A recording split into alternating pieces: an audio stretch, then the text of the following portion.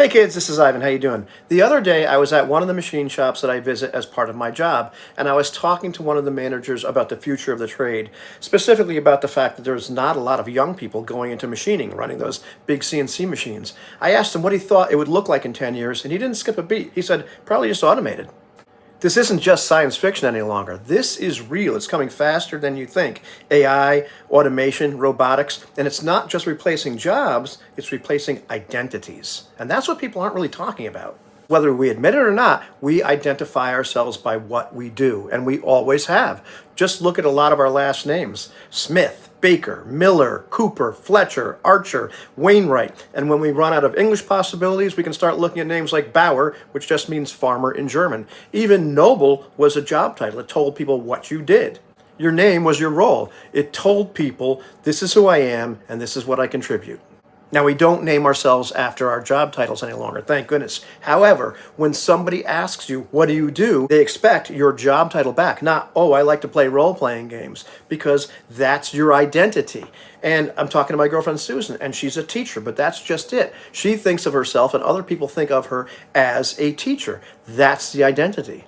So what happens when the jobs disappear? Not just the factory jobs, but the knowledge jobs, the caretaking jobs, the creative jobs, because robots don't unionize, AI doesn't sleep, and companies don't care that you loved what you did. We've been taught to believe that our worth comes from our usefulness. What do we produce? How do we justify our existence? But if we're moving towards a world where most of the labor is unnecessary, then what are we?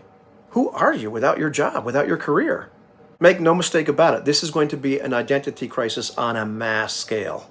And I get it, right now most of us have to work to survive, and that's what's going to make this transition so confusing when it arrives, and so important to talk about and think about now. Because I'm here to tell you, when the machines take over, you're going to have to find meaning elsewhere, someplace deeper, someplace that isn't tied to a paycheck.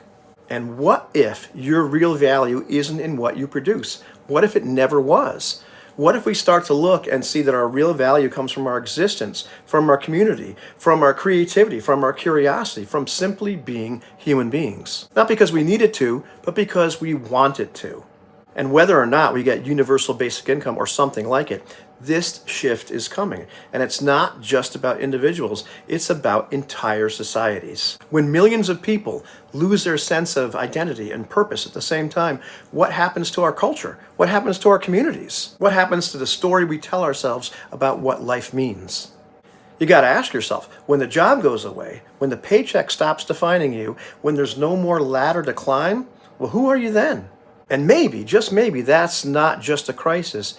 What if that's actually a chance to reclaim our humanity, a chance to reclaim what we were really worth in the first place? Thanks a lot for watching. I would really love to hear your comments on this and what you think about this. Of course, if you liked the video, go ahead and like it. Go ahead and subscribe if you want to see more content like this.